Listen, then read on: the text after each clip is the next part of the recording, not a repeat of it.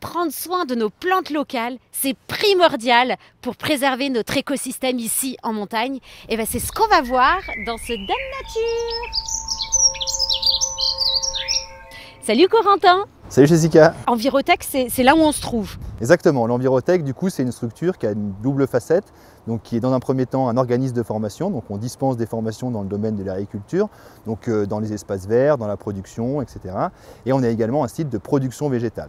Donc la production végétale qu'on dispense, elle est un peu particulière, c'est une production du coup qui est marquée de la marque végétale locale, et donc du coup c'est des végétaux sauvages, où on allait récolter les graines dans la nature, et qu'on a mis en production, et qu'on remet à disposition des entreprises ou des collectivités pour la restauration d'espaces naturels. Donc c'est des végétaux qu'on trouve assez facilement dans la nature autour de chez nous, mais que personne cultive finalement. Donc il y a des choses qui sont très courantes, comme du cornouiller ou du fusain qu'on peut trouver dans tous les coins de forêt, j'ai envie de dire, mais donc finalement qu'on ne trouve pas dans des pépinières à proprement parler. Et en quoi c'est important de les préserver? C'est en voie de disparition?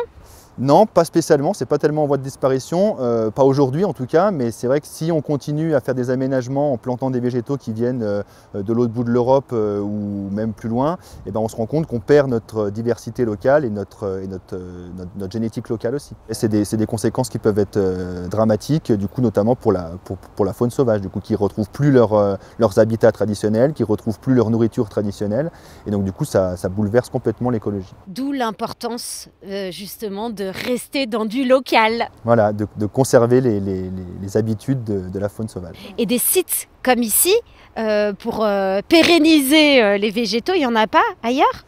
Non, il n'y en a pas ailleurs. Non, c'est une stratégie qu'on a que depuis peu de temps. Donc la marque végétale locale n'est pas si vieille non plus, et donc du coup elle a été mise au jour pour justement répondre à ce besoin-là, mais qui aujourd'hui n'est pas forcément flagrant. Et c'est surtout les professionnels qui viennent. C'est plutôt destiné aux professionnels. Voilà, on est surtout sur des restaurations d'espaces naturels, donc ça peut être des chantiers soit en bord de cours d'eau. On se doit du coup de replanter derrière après les travaux. Il faut replanter. Parce que sinon ça va se faire envahir par d'autres choses qui ne sont pas forcément locales. Tout à fait, ça peut se faire envahir, et puis aussi il y aura un problème de stabilisation du coup des berges. Donc pour pouvoir avoir quelque chose de solide, de stabilisé, il faut planter, il faut que ça s'enracine. C'est d'ailleurs le rôle premier quand on les plante en génie écologique, c'est pour stabiliser les berges.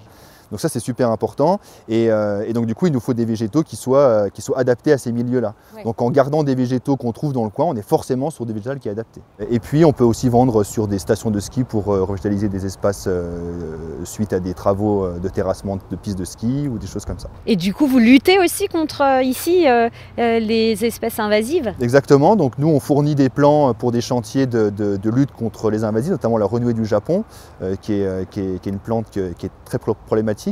Et on réalise aussi des chantiers du coup, de plantation pour pouvoir lutter contre cette dernière. Les particuliers aussi peuvent venir récupérer des végétaux?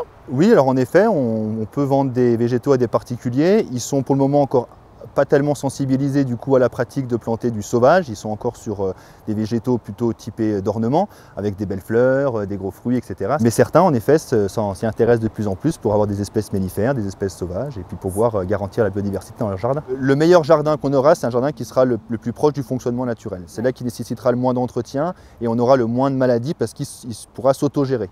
Et ce qu'on sait, c'est que c'est dans les premières années de leur vie que les végétaux du coup développent cette capacité de résistance. Donc nous, sur les 3 premières années, on les élève à la dure. Vous reproduisez les conditions naturelles, quoi. On est vraiment sur un objectif de se rapprocher au plus près de la réalité, puisque nos plants du coup ils sont censés retourner dans le milieu naturel, donc ils n'auront aucun entretien derrière. Donc on doit avoir des végétaux qui soient résistants. Nos végétaux, ils ont cette capacité du coup de résilience et d'adaptation, du coup qui va leur permettre de s'adapter petit à petit au changement climatique. C'est pour ça qu'il faut pas non plus se lancer à ramener des espèces d'ailleurs en pensant qu'elles seront mieux adaptées.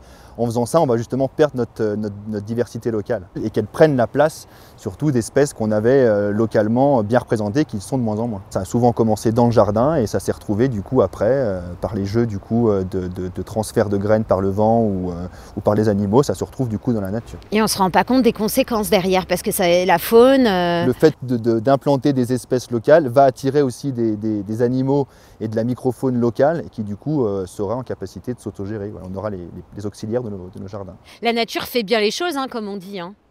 Donc ouais, il faut en prendre soin.